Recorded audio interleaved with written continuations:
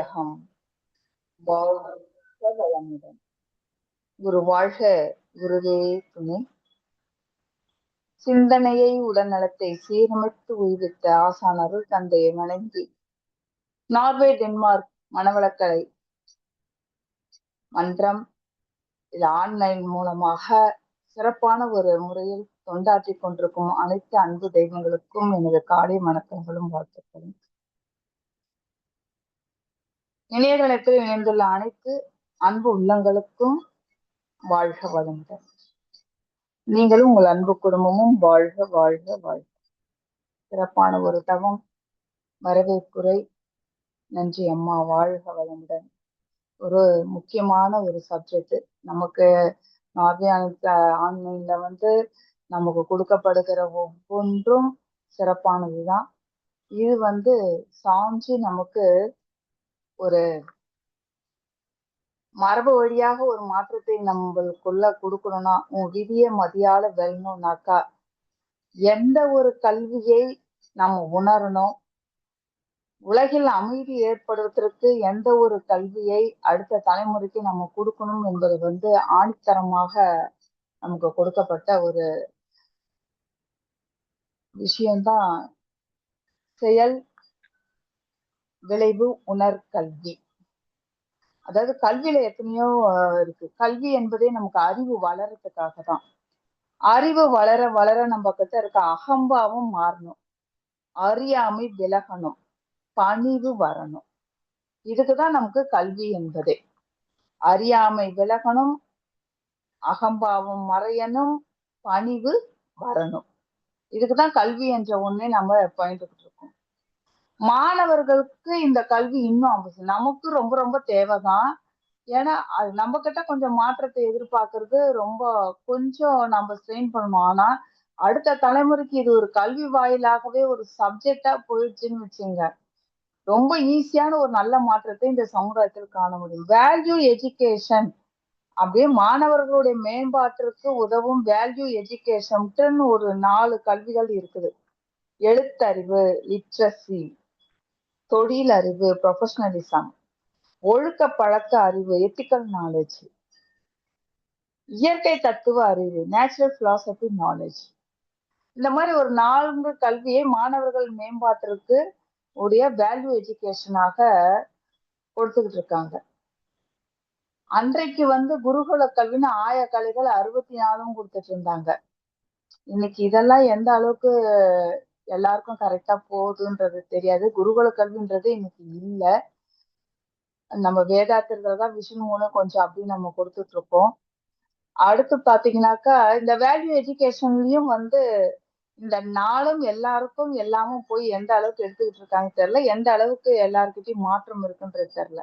ஆனா செயல் விளைவு உணர்கல்வி, இந்த ஒரு கல்வியை மட்டும் கட்டாயம் அடுத்து வர ஒரு கவர்மெண்ட்ல இது ஒரு கட்டாய ஒரு கல்வியாக எல்லாருக்கும் கொண்டு போய் சேர்க்கணும் என்பதுல ஒரு உறுதுணையா இருந்து செயல்பட்டுட்டாங்கன்னு வச்சுக்கோங்க, கட்டாயம் இந்த சமுதாயத்துல ஒரு நல்ல மாற்றத்தை ஏற்படுத்தும். செயல் விளைவு, ஆக்ஷன் எஃபெக்ட், இந்த ஒரு கல்வியை கட்டாயம் அனைவருக்கும் நாம எடுத்துரைக்க வேணும். அதாவது செயல் விளைவு, நம்ம கிட்ட ஒரு பழக்க பதிவுன்னு ஒண்ணு இருக்கு. அதை டக்குன்னு மாத்துறது ரொம்ப கஷ்டம் இல்லையா? சொல்லுவாங்க ஹேபிடேஷன்ன்றது. கடவுள் பாதி மிருகம் பாதி கலந்து செய்த கலவை நான், வெளியே மிருகம் உள்ளே கடவுள் இயங்க முடியா கவிதை நான், மிருகம் கொன்று கடவுள் வளர்க்க பார்க்கின்றேன், ஆனால் கடவுள் கொன்று உளவாய் தின்று மிருகம் மட்டும் வளர்கிறதே. ஏன் மிருகம் மட்டும் வளர்கிறதே? நான் எண்ணம் சொல்லு செயல்ல எவ்வளவோ திருத்தம் வர்றதுக்கான முயற்சிகள், எனக்குள்ள இருக்க இறைத்தன்மை அன்பும் கருணையும் வெளியே வரணும்னு பார்த்தாலும் எனக்குள்ள இருக்க மிருகத்தன்மை மட்டும்தான் அதிகமா வெளிப்படுதே தவிர, இதை வெளியே கொண்டு வர்றது எப்பயாவது ஒரு முறைதான் வருதே தவிர, இத முழுமையாக என்னால கொண்டு வர முடியல அப்படின்னாக்கா நம்மளுடைய பழக்க பதிவு. ஏன்னா நம்மளுக்கு எல்லாமே பாதியில இதுக்குள்ள மன்றத்துக்குள்ள வந்தோம், பாதியில வந்திருக்கோம். ஆனா இந்த செயல் விளைவு உணர் கல்வியை ஒரு சிலபஸாக அடுத்த தலைமுறைக்கு ஒரு கொடுத்துட்டோம்னாக்கா, கருமையத்தே ஒரு வித்த கொடுத்துட்டோம்னாக்கா, இத ஆக்ஷன் எஃபெக்ட், அதாவது எந்த செயல் செஞ்சாலும் விளைவு நிச்சயம் அப்படின்றத ஒரு கட்டாய பாடமாக இத ஒரு சிலபஸா கொடுத்துட்டோம்னாக்கா, அவனுக்குள்ள இருக்க இறைத்தன்மை வெளியே கொண்டு வருவது ரொம்ப ரொம்ப ஈஸி, ரொம்ப ஈஸியா வரணும். அததான் அன்னைக்கு வந்து பக்தி மார்க்கத்துல வந்து பாத்தீங்கன்னாக்கா, சொர்க்கம், நரகம் இதெல்லாம் ஒண்ணு சொல்லி பெரியவங்களை வந்து நம்மளாம் சின்ன வயசுல இருக்கும் போது எல்லாம் நம்ம பெரியவங்க நமக்கு சொல்லி வளர்த்தாங்க. நீ தப்பு பண்ணா உனக்கு வந்து நரகத்துக்கு போவ, இப்படி கஷ்டப்படுவ, நீ நல்லது செஞ்சனா சொர்க்கத்துக்கு போவ, இவ்வளவு எல்லாம் சுகமா நல்லா இருப்ப, இப்படி எல்லாம் சொல்லி நமக்கு அதுக்கு அந்த கருட புராணம் எல்லாம் கூட இருக்கு. செயலுக்கேற்ற விளைவு உண்டு, நீ இந்த தவறு பண்ணா உனக்கு இந்த தண்டனை, உனக்கு இந்த தவறு பண்ணா அந்த தண்டனை படத்து மூலியமே நமக்கு காட்டி, அந்த படத்தை பார்க்கும் போதே நமக்கு ஒரு பயத்தை வர வச்சு நம்மள ஒரு நல்பாதைக்கு கொண்டு செஞ்சாங்க. ஆனா இன்றைக்கு இருக்க ஜெனரேஷன் வந்து அப்படி கிடையாது. கடவுளே இல்லை அப்படின்றவங்கதான் நிறைய. அதே சமைச்சாலும் அவங்க எல்லாத்துக்கும் ஒரு விஞ்ஞான பூர்வ ஒரு விளக்கத்தை அவங்க எதிர்பார்க்கிறாங்க. செயல் விளைவை விஞ்ஞான பூர்வமாக நிரூபித்தவர் ஆசான் அருள் தந்தை வேததாத்திரி மகரிஷிகள் அவர்கள் மட்டும்தான். அப்ப இந்த கல்வியை வந்து இன்னைக்கு ஜெனரேஷனுக்கு கொண்டு போய் கொடுத்தோம்னா ஈஸியா அதை அக்செப்ட் பண்ணிப்பாங்க அவங்க. இந்த கல்வியை கட்டாயம், அதாவது for every action there is an equal and opposite reaction, இல்லையா? நியூட்டனோட விதியம் இதுதானே. ஒவ்வொரு வினைக்கும் சமமான ஒரு எதிர்வினை உண்டு என்பதுதான் நியூட்டன் விதியும் கூட. ஆசான் அருள் தந்தையும் நமக்கு வந்து இத நிரூபிச்சிருக்கிறாரு, நமக்கு விஞ்ஞான பூர்வமாக நிரூபிச்சிருக்காரு. அதாவது செயல் செய்யறது உன்னுடைய உரிமை, செயல் செய்யறதுக்கான உரிமை உனக்கு இருக்கு, நீ எந்த ஒண்ணும் செய்யலாம், ஆனா அதுக்கான விளைவை கொடுப்பது நீ இல்லை என்பதை ஆணித்தரமா அவங்களுக்கு புரிய வச்சுட்டுன்னு வச்சுங்க. அப்போ எண்ணம் சொல் செயல்ல எப்பப்பாவது ஒரு அவேர்னஸோடவே அவன் இருப்பான். இந்த செயல் செஞ்சா இந்த விளைவு அப்படின்ற ஒரு அவேர்னஸோட இருப்பான். அத அவங்களுக்கு ஆணித்தரமா நமக்கு சொல்லணும். நமக்கும் சரி அவங்களுக்கும் சரி ஆணித்தரமா அதாவது விஞ்ஞான பூர்வமாக சாமிச்சு கொடுத்துட்டாரு. இதை இன்னும் ஆணித்தரமாக நம்ம சொல்லும் போது அதை புரிஞ்சுக்குவாங்க. அப்ப அந்த ஒரு பயம் இருக்கும், அந்த பயத்தோட இருக்கும். அந்த ஒரு பயம் தேவை, எல்லாருக்குமே அந்த ஒரு பயம் தேவை. இருந்தாங்கன்னா தான் ஒரு அவேர்னஸோடவே அவங்க இருப்பாங்க. இப்போ என் பொண்ணு வந்து சொல்லுவா, அம்மா எனக்கு வந்து பீஸ் பண்றதுன்னா ரொம்ப பிடிக்கும், மத்தவங்களை வந்து கிண்டல் பண்றது, மத்தவங்களை வந்து வெறுப்பேத்துறது வந்து எனக்கு ரொம்ப பிடிக்கும். தமாஷ் வேற, ஒருத்தரை வெறுப்பேத்துறது வேற இல்லையா, எனக்கு ரொம்ப பிடிக்கும்மா அப்படின்னால, நல்லா பண்றது தானம்மான்னு சொன்னேன் நானு. நல்லா பண்றது தானம்மா அப்படின்னா, எனக்கு பயமா இருந்துச்சு. என்னம்மா பயம் அப்படின்னா, நான் இன்னைக்கு ஒரு பேத்துனா நாளைக்கு இன்னொருத்தவங்க வந்து என்ன வெறுப்பேத்துவாங்களே, அப்ப நான் அழுதுட்டேன்னா தெரியுதுல்ல, தெரியுதுல்ல, நான் எது செஞ்சாலும் எனக்கு திருப்பி இன்னொருத்தவங்க மூலம் உங்களுக்கு வரும் என்பதே அந்த செயல் விளைவு ஆக்ஷன், அந்த ஆக்ஷன் எஜுகேஷன். இத வந்து நம்ம அந்த ஆக்ஷன் எஃபெக்ட், இத வந்து நாம பசங்களுக்கு கட்டாயம் எடுத்துரைச்சு சொல்லணும். அப்ப அந்த பயம் இருக்கு, நான் ஒண்ணு எதனா செஞ்சேன்னா எனக்கு அது திருப்பி வரும்ன்ற ஒரு பயம் அவளுக்கு இருக்கு. இத வந்து முளையிலேயே நம்ம அந்த பசங்களுக்கு கொடுத்துட்டோம்னா, அப்ப பாருங்க, அப்ப இன்னொருத்தர துன்பம் கொடுத்துற மாதிரி நம்ம பேசக்கூடாதுன்னு பேசலாம் நமக்கு வரும்னும் போது, இன்னொருத்தர துன்பம் கொடுக்காத ஒரு உயிரின மாதிரி ஒரு நல்ல ஒரு ஆன்மமாக வளர்றாங்களா இல்லையா? இந்த அததான் செயல்வினை உணர்கல்வியாக சாமிஜி வந்து எல்லாருக்கும் கொடுக்கறதுக்கு சொன்னாரு. அதுதான் நாமளுக்கு வந்து இப்ப நம்ம மன்றத்துக்கு சேர்ந்தோம், நாம பயிற்சி உடற்பயிற்சி இது மூலம் அகத்தாய்வு இது மூலம் நம்ம கத்துக்கிட்டோம். ஆனா அடுத்த தலைமுறையை வந்து இதுக்குள்ள கொண்டு வர்றது எப்படின்னாக்கா, எல்லாருமே சீக்கிரம் உள்ள நுழைய மாட்டேங்கிறாங்க. இப்ப நம்ம பிள்ளைங்களும் எடுத்தா கூட நீ சொல்லாத, நானே செய்வேன், நீங்க சொல்லாதீங்க. அப்போ நம்ம வற்புறுத்தும் பொழுது அதை வெறுக்க கூடாதுன்றதுக்காக நம்மளும் கொஞ்சம் விட்டு கொடுத்து போறோம். ஆனா ஸ்கூல்லயே இது ஒரு சிலபஸா வந்தா படிச்சுதானே ஆகணும். அது எடுக்கக்கூடிய ஆசிரியர்களாக நாமெல்லாம் போனோம்னா இன்னும் ஒரு எஃபெக்டா கொடுத்தோம்னா எப்படி இருக்கும்? இப்போ இந்த கல்வி ரொம்ப அவசியம். செயல் செய்யறதுக்கு உனக்கு உரிமை இருக்கு, விளைவு நீ வரல, ஒரு சக்தி விளைவாக வந்து கொண்டிருக்கிறதுன்றத அவங்களுக்கு புரிய வைக்கணும். நாம கை தட்டுறோம், கை தட்டுறது என்னுடைய உரிமை. சவுண்ட் கொடுத்தது யாரு? சவுண்ட் கொடுக்காம கை தட்டி பாருங்க. கை தட்டணும். கை தட்டுறோம், சவுண்ட் கொடுத்தது நமக்கு யாரு? அப்போ ஒரு விளைவுன்றது வருது. தட்டுறது என்னுடைய செயலு, விளைவு கொடுத்தது அங்க யாரு? தூக்கம், நல்ல தூக்கம் வருது, போய் தூங்குறோம். தூங்குனதுக்கு அப்புறம் நம்ம ஃப்ரெஷ் ஆயிடுறோம். அந்த ஃப்ரெஷ்ஷ கொடுத்தது யாரு? நம்ம உடம்புக்குள்ள அந்த ஒரு புத்துணர்ச்சியை கொடுத்தது யாரு? பசி எடுக்குது, சாப்பிடுறோம்.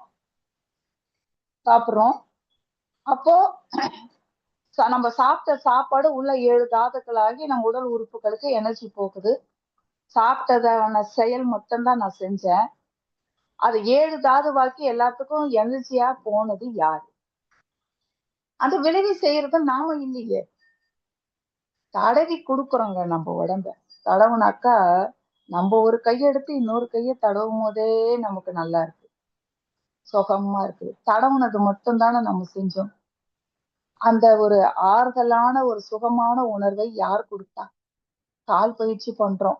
அந்த கால் பயிற்சி பண்ணும்போது கடைசியா நம்ம காலை நாமளே அழுத்தி விடுவோம் பாருங்க. அங்க என்ன சொல்லியிருப்பாங்க அந்த இடத்துல, அந்த கெண்டை கால் சதைன்னு சொல்லுவாங்க. அங்க என்ன சொல்லுவாங்க, ஹார்ட் வழியா இன்னொரு வால்வு அங்க இருக்குன்னு சொல்லுவாங்க. அது தடவி கொடுக்கும். நம்ம காலை அப்படி அழுத்தும் போது நமக்கே நல்லா இருக்கும். அப்போ அத நான் தடவி கொடுத்தது மட்டும்தான் என் வேலை. அந்த ஒரு சுகத்தை, அந்த மென்மையான ஒரு உணர்வை கொடுத்தது யாரு? அந்த விளைவை கொடுத்தது யாரு?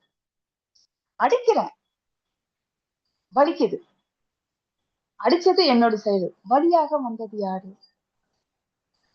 இந்த மாதிரி புரிய வைக்கணும். அடிக்கிறேன், வலிக்குது, அப்போ அடிச்சது என் செயல், வழியாக வந்த அந்த விளைவை கொடுத்தது யாரு? அப்போ விளைவே இல்லாத செயல் ஒண்ணு இருக்கான்னு மட்டும் யோசிங்க. எந்த செயல் செஞ்சாலும் விளைவே இல்லாத, நீ எந்த செயல் செஞ்சாலும் அந்த செயலுக்கு ஒரு விளைவாக, உணர்வாக இறைவன் வெளிப்பட்டு கொண்டுதான் இருக்கும். விளைவாக வந்து கொண்டேதான் இருக்கிறோம். அப்ப விளைவே இல்லாத செயல் ஒண்ணு ஏதாவது இருக்கான்னு பாருங்க. எதுவுமே கிடையாது. நீ எந்த செயல் செஞ்சாலும் ஒரு விளைவு. செயலிலே விளைவாக தெய்வ நீதி ஒன்று இருக்க பின் வருந்து என்ன தவறு இருக்க பரமனை நினைத்து வேண்டுவதால். நீ செஞ்ச செயலெல்லாம் அப்படி இருக்கும் போது அப்புறம் இப்படி கவலைப்பட்டு ஒண்ணு இல்லையா, ஏதோ நான் செஞ்ச செயலுக்கான விளைவை தான் நான் அனுபவிக்கிறேன்ற அந்த ஏத்துக்கிற அந்த இது வேணும். செயலை மாத்தணும். வருத்தப்பட்டு அங்க பிரயோஜனம் கிடையாது. செயலை மாத்தணும். செயலை மாற்றி அமைச்சா அதுக்கான தீர்வு உண்டு. நீங்க நம்மளுடைய செயல்களை மாற்றி அமைக்காமல், நான் அறிந்தும் அறியாமலும் தெரிந்தும் தெரியாமலும் நான் செய்த அனைத்து குற்றங்களும் காத்து பொறுத்தருந்து நாம என்ன பண்ணுவோம், இப்படிதான் சில மதவாதிகள்லாம் இந்த நீ செஞ்ச ஒரு செயலுக்கெல்லாம் பாவத்துக்கெல்லாம் ஒரு நீ இப்படி பரிகாரம் பண்ணா உனக்கு நல்ல ரிசல்ட், அப்படி பரிகாரம் பண்ணா நல்ல, அதெல்லாம் சுத்தம். அப்படிலாம் நீ செய்யக்கூடிய ஒரு பிரார்த்தனைக்கு காணிக்கையாக நீ இதெல்லாம் செஞ்சா உனக்கு உன் பாவம் போகுது அப்படின்னாக்கா, இந்த உலகத்துல இவ்வளவு நெகட்டிவான செயல்கள் நடந்து கொண்டிருக்குது. அதெல்லாம் நடக்காம இருந்திருக்கணும் இல்லையா? நடக்காம இருந்திருக்கணும் இல்லையா? நடக்குது. எவ்வளவு குற்றங்கள், எவ்வளவு பழி செயல்கள் இந்த உலகத்துல நடந்துருக்கு. அவங்க செஞ்ச பாவத்துக்கெல்லாம் பரிகாரமா நான் உண்டியில போய் இப்படி கொட்டிட்டேன்னாக்கா, நான் கொட்டினதுக்கான ரிசல்ட் கடவுள் உங்களுக்கு உங்க பாவத்தை தொடச்சிருவானாக்கா, இந்த உலகம் எப்படி இருந்திருக்கும்? அவங்க செயல்ல ஒரு திருத்தம் கொண்டு வந்தாலொழிய மாற்றம் வரவே வராது. இறைவன் நீ எந்த செயல் செஞ்சாலும் அதுக்கு விளைவை கொடுத்தே ஆவான். நீ நல்லது செஞ்சா நல்லது, கெட்டது செஞ்சா கெட்டது. அவனுக்கு மன்னிக்க தெரியாது. மன்னிக்க தெரியாத இறைவன், அதை சிந்திக்க தெரியாது மனிதன். கடுகளவு ஆனாலும் நீ செய்த எண்ணம் சொல் செயலால் செய்த அனைத்து செயலுக்கான விளைவுகள் உன் கணக்கில் எடுத்துக்கொள்ளப்படுகிறது. குரான்ல கடுகளவா இருந்தாலும் உன்னுடைய எண்ணம் சொல் செயலால நீ செய்த அனைத்து செயலுக்கான விளைவுகள் கணக்கில் எடுத்துக்கொள்ளப்படுகிறது. குரான்ல சொல்லப்படுது. அப்போ செயல்ல நீ மாற்றத்தை கொண்டு வந்தாலொழிய நீ பிரார்த்தனை என்ற பேர்ல நீ எந்த இது பரிகாரம் பண்ணாலும் அது வினைக்கு நிகழா போகாது. நீ செய்த செயலுக்கான உன் செயல்ல தான் நீ மாற்றத்தை கொண்டு வரணுமே தவிர, நீ செய்த செயலெல்லாம் நான் பழசு செஞ்சுக்கிட்டே இருப்பேன், அதுக்கு பிரார்த்தனையா நான் செஞ்சிருக்கேன்னா அது அது வந்து வினைக்கு நீ அது அந்த நல்ல வினையா இருந்தா தான் உனக்கு நல்லதா போகும். இறைவனுக்கு அந்த செயலுக்கு ஏற்ற விளைவை கொடுக்கறது மட்டும்தான் வேலை. அவனுக்கு அது மட்டும்தான் தெரியும். அதனாலதான் நான் சென்ஸ்ன்னு சொன்னாங்க. வேற எதுவும் தெரியாது. வேற எதுவும் அதுக்கு செய்ய தெரியாது. இப்போ நாம என்ன பண்ணோம்? செயல்ல சில விளைவுகளை கொண்டு வரணும். அப்ப நாம ஒரு அயரா விழிப்பு நிலை நமக்கு தேவை. இப்ப கொஞ்சம் பாருங்க. அறியாமை, அலட்சியம், உணர்ச்சி வசம். நம்ம ஏன் தவறு செய்யறோம் அப்படின்னு பாத்தீங்கன்னா, அதுக்கு வந்து அறியாமை, அலட்சியம், உணர்ச்சி வசம் அப்படின்னு சொல்றாரு சாமிஜி. இந்த 3 விஷயத்தினால்தான் நாம தவறுகளை செய்யறோம். உலகுல பாருங்க, உலகுல மனித குலம் தோன்றி பல ஆண்டுகள் ஆயிடுச்சு. ஆதிவாசியா வாழ்ந்த அந்த மனிதன் வந்து பாத்தீங்கன்னா, இவனுக்கு விஞ்ஞான அறிவுல முன்னேறி கம்ப்யூட்டர்னு கணிப்பொறியை தினசரி வாழ்வுல பயன்படுத்தக்கூடிய அளவுக்கு சிந்தனை திறனவோ மேலோங்கிடுச்சு. ஆனா வாழ்வியல் துறையில் முதல் படியிலே தான் தேங்கி நிற்கிறான். எதை கத்துக்கணுமோ அதை கத்துக்கல. அதனாலதான் இன்னைக்கு இந்த துன்ப கடலை எல்லாரும் நீந்திட்டு சிக்கல்லயே சிக்கிக்கிட்டு சின்ன பின்னம் ஆயிட்டு இருக்கான். எதை கத்துக்கணுமோ அந்த வாழ்வியல் துறையில் முதல் படியிலேயே தேங்கிட்டான். எதை கத்துக்கணுமோ அதுல இன்னும் பின்தங்கியேதான் அவன் இருக்கான். முதல்ல எதை அவன் தெரிஞ்சுக்கணும்னா, செயல்விளைவு நீதியை தெரிஞ்சு அவன் மனதை மாற்றத்திற்கான முயற்சியில அவன் இறங்கணும். அந்த மனதை தூய்மையா வச்சுக்கிறதுக்கான முயற்சியில அவன் இறங்கணும். அவனுடைய செயல்ல மாற்றத்தை கொண்டு வரணும்னாக்கா அவன் மனதை முதல்ல அறிஞ்சுக்கணும். அவன் மனித உருவில் பிறந்த அனைவருமே மனதை பற்றி அறிந்து கொள்ள வேண்டும்ன்றார் சாமிஜி. மனித உருவில் பிறந்த அனைவருமே மனதை பற்றி அறிந்து கொள்ள வேண்டும். மனதை பற்றி அறியாத மனித வாழ்வு கயிறு அருந்த காற்றாடி போல் நிலையில்லாத அலைய வேண்டியதாக இருக்கும்ன்றார். கயிறு அருந்த காற்றாடி போல நிலை இல்லாததாக அலைய வேண்டியது இருக்கும். அப்ப அதை நம்ம அறிஞ்சிக்கணும். அத இறைநிலையை உணர்ந்த பேரானத்துல இருந்த நிறைய சித்தர்கள் கூட என்ன தெரியுமா சொல்றாங்க? வெட்டவெளி தன்னை மெய்யென்று பொறுத்து பட்டயம் எதுக்கடி குதம்பாய் பட்டயம் எதுக்கடிங்கிறார் சித்தப்படை. இந்த கல்வி ஒண்ணு நீ படிச்சுட்டனா உன் வாழ்க்கை நீ செஞ்ச செயலெல்லாம் எண்ணம் சொல் செயல நீ செய்யக்கூடிய எல்லாமே சிறப்பா இருக்கும். அப்படி சிறப்பா இருக்கும் போது உன் வாழ்க்கை தானாவே சிறப்பா இருக்கும். வாழ்க்கை தானாகவே சிறப்பாக சென்று கொண்டிருக்கும். அப்படி இருக்கும்போது நீ எந்த படிப்பை படிக்கணுமோ அந்த கல்வியை முதல்ல தெரிஞ்சுக்கணும். அது தெரிஞ்சதான் லைஃப் ஆனந்தமா எப்பவுமே இருக்கும். இறைநிலை நீதினர் இறையாற்றலின் தன்மையும் சிறப்பையும் அறியாமை அலட்சியம் செய்தோ உணர்ச்சி வசத்தால் தன்மணிப்பு கொண்டோ அளவு மீறியும் முறை மாறியும் மன ஆற்றல் செயல் புரியும் போது அச்செயலுக்கேற்ற ஏற்படும் துல்லியமான விளைவுதான் செயல் விளைவு நீதின்றார் சாமிஜி.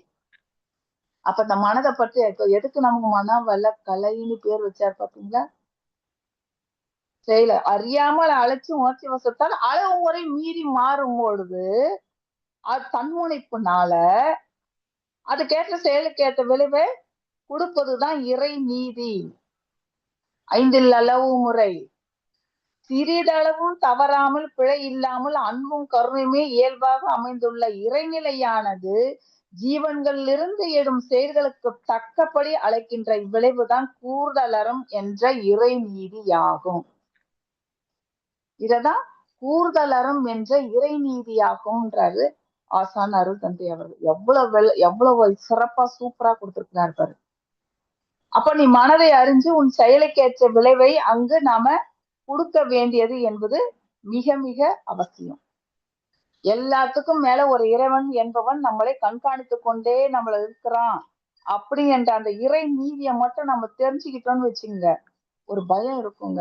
ஒரு அவேர்னஸோடவே இருப்போம். அதுக்கு ஒரு பயம் கூட சொல்ல வேண்டாம், ஒரு விழிப்பு நிலைன்னு சொல்லலாம். அது பேர விழிப்பு நிலை சொன்னா நீ உன்னோட துன்பத்துக்கு காரணம் அறியாமை அலட்சி உணர்ச்சி வசம். உன்னோட தன்முனைப்புனாலதான் அதை திருப்பி திருப்பி செய்வ. அறியாமை இந்த தண்டனை நான் செய்யற செயலுக்கெல்லாம் பின்னாடி எவ்வளவு பேர் ஆப்பு உனக்கு காத்துட்டு இருக்குன்றது அறியாமை. அலட்சியம் பார்த்துக்கலாம் வரட்டும் அன்னைக்கு பார்த்துக்கலாம் அப்படின்னு இன்னைக்கு வயசு ரத்தத்துல இள ரத்தம்னு சொல்லுவாங்க பாருங்க, அந்த இள ரத்தத்துல செய்யக்கூடிய பாவங்கள் இதெல்லாம் பார்க்கலாம். அப்ப வரும்போது பார்க்கும்போது ஐயோ அன்னைக்கே சொன்னாங்களே அப்படிங்கிறது. அப்ப இந்த கல்வியை நான் தெரிஞ்சுக்கணும் இல்லையா? உணர்ச்சி வசம், தன்முனைப்போட மொத்த இது உணர்ச்சி வசம், பற்றுதல், பற்று மூலம் செய்யக்கூடியது. அப்போ இந்த செயல் விளைவு உணர்கல்வியை தவிர ஒரு அவேர்னஸோடயே இருக்கும், ஒரு பயம் இருக்கும். நம்ம எப்ப அகத்தாய்வு அட்டன் பண்ணுமோ நமக்கு ஒரு பயம் இருக்குதா இல்லைங்களா? செயலுக்கேற்ற விளைவு, அந்த பயம் நமக்கு வருது. அப்போ ஒரு தீய எண்ணம் வரும்போது கூட நம்ம மேல மேல என்ன பண்றோம், நல்ல எண்ணத்தை போட்டு நம்ம வாழ்க்கை பாதையை நம்ம மாற்றுறதுக்கான மேல் பதிவா நம்ம போடுறோமா இல்லையா? நமக்கு ஓகேங்க, நம்மள மன்றத்துக்கு கொஞ்சம் வருஷம் இருக்கிறோம், நம்மளுக்கே கொஞ்சம் கொஞ்சமா வருது. ஆனா அடுத்த இன்னைக்கு இருக்கிற இந்த மாடர்ன் உலகத்துல அவங்கள கொண்டு வரணும்னா இத ஒரு சிலபஸா கட்டாய கல்வியாக இந்த செயல் இதுல நிறைய மார்க் எடுத்தாதான் உனக்கு அடுத்த கோர்ஸ்ன்ற மாதிரி ஒரு கட்டாய கல்வியாக ஒரு அரசாங்கம் இத கொண்டு வந்துட்டாங்கன்னா இந்த சமுதாயத்துல ஒரு நல்ல மாற்றம். சாஞ்சி கொடுத்த உலக அமைதி என்பது விரைவில் அவரு கொடுத்த 150 வருஷம் கூட இல்ல, அதுக்கு முன்னாடியே ஏற்பட்டுடும். அதுக்கான வாழ்த்தை நாம வாழ்த்துவோம். மகாபாரதம் எல்லாம் நடந்து முடிஞ்சிருக்கு. இந்த நடந்து முடிஞ்சதுக்கு அப்புறம் எல்லாரும் போய் சேர்ந்தாச்சு. லாஸ்ட் கிருஷ்ணரும் லாஸ்ட் ஸ்டேஜ். அப்போ அவருக்கு கால் அமுத்திட்டு இருக்கிறாரு. அவர் பேரு உத்தமன். அவர்கிட்ட சொல்றாரு, டேய் நான் எல்லாருக்கும் எல்லாம் செஞ்சுட்டேன், உனக்குதான் நான் எதுவுமே இன்னும் செய்யல, உனக்கு என்ன வேணும் கேளு அப்படின்னு கிருஷ்ணர் கேக்குறாரு. அப்போ அவர் சொல்றாரு, எனக்குன்னு எதுவும் வேண்டாம், எனக்குன்னு எதுவுமே எனக்கு வேண்டாம் அப்படிங்கிறாரு. ஆனா எனக்கு ஒரே ஒரு சந்தேகத்துக்கு மட்டும் விடை கொடுங்க, உங்க கால அமுத்துற பாக்கியம் கிடைச்சிருக்கு, இதை விட எனக்கு பெரிய பாக்கியம் என்ன இருக்கு? ஒரு இறைவனுக்கே நான் பணிவிடை செய்யற பாக்கியத்தை விடவா? அதனாலதான் நாம கூட என்ன சொல்றோம், இந்த தொண்டு செய்யற பாக்கியத்தை சாமிஜி நம்ம கொடுத்துருக்கிறாரு. தொண்டு செய்யறன்ற ஒரு தன்முனைப்பு நம்ம கிட்ட இருக்கவே கூடாது. இதுல இருக்க போய்தான் எண்ணம் சொல் செயலிலேயே நம்ம ஒரு ஒரு இதுல நம்ம ஒரு அவேர்னஸோட நம்ம வந்துகிட்டே இருக்கிறோம். அடுத்து பாத்தீங்கன்னா அந்த தொண்டை செய்து கர்ம வினையை கொஞ்சம் கொஞ்சமா கழிச்சிட்டு இருக்கோம். அப்ப இந்த பாக்கியத்தை எல்லாருக்கும் கொடுக்கறதில்ல, இறைவன் நிலையை நம்ம கொடுத்துருக்காரு. ஆன்லைன்ல செஞ்சாலும் சரி, நெறி எதுல செஞ்சாலும் சரி.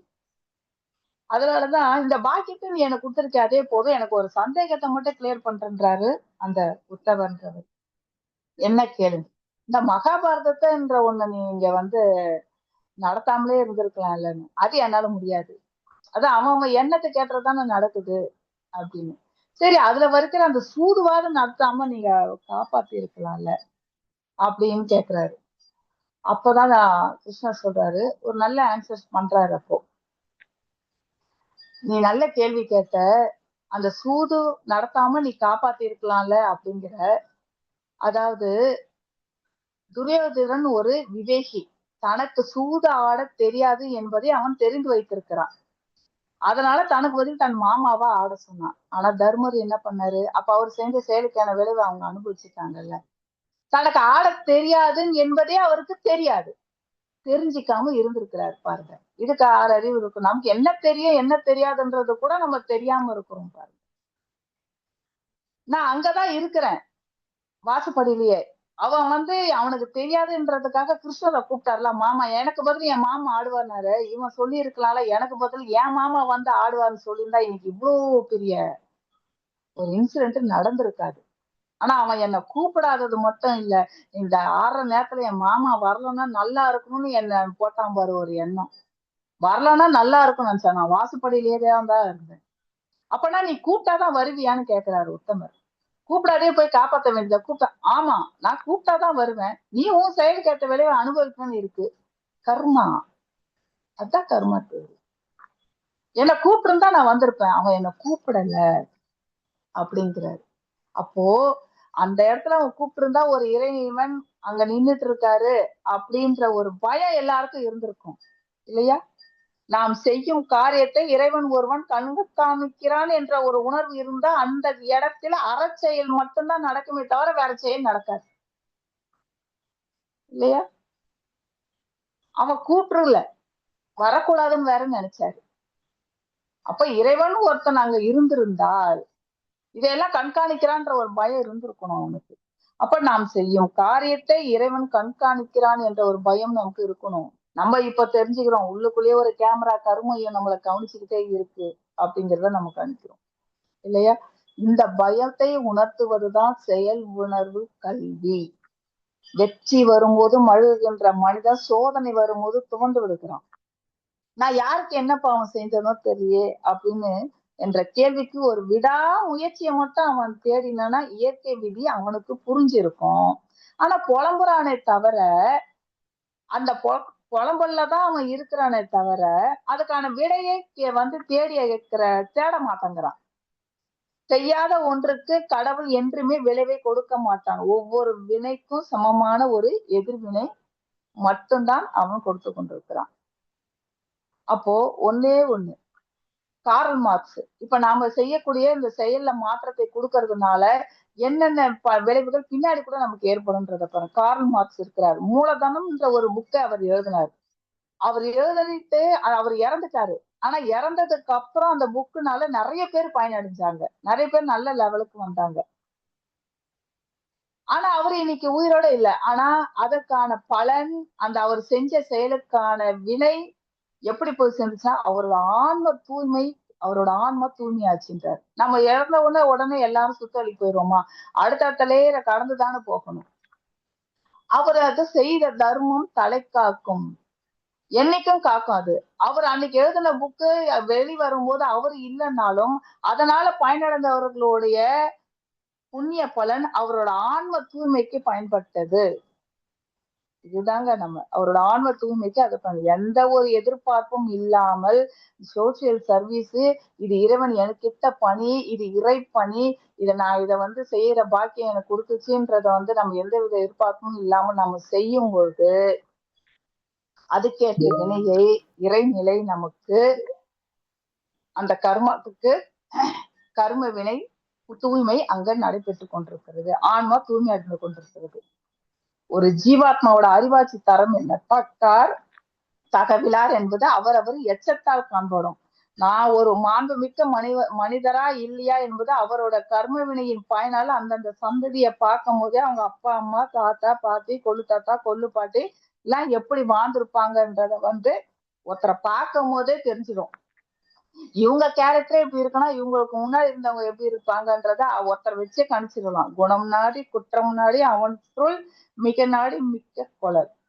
ஆத்மாவில் உள்ள கர்ம வினைகளுக்கு தக்கவான்றுதான் எண்ணம் சொல் செயல் தான் அமையுது அப்படின்னு பார்த்தா அதுல நீ நல்லது செஞ்சா உனக்கு நல்லது, கெட்டது செஞ்சாதான் கெட்டது, அதுக்கேற்ற எண்ணம் சொல் செயல் தான் உனக்கு வேணும் அப்படி வருது அப்படின்னாக்கா நீ பாராட்ட மட்டும்தான் எதிர்பார்க்கிற. யாருன்னா இல்லைன்னா ஒருத்தருக்கு பாராட்டு கிடைக்குது, ஒருத்தருக்கு இகழ்ச்சி கிடைக்குது அப்படின்றதெல்லாம் இருக்குன்னா நீ பாராட்ட மட்டும்தான் எனக்கு வேணும், நல்ல எண்ணம் சொல் செயல் தான் வேணும்னு ஒன்று எதிர்பார்த்தா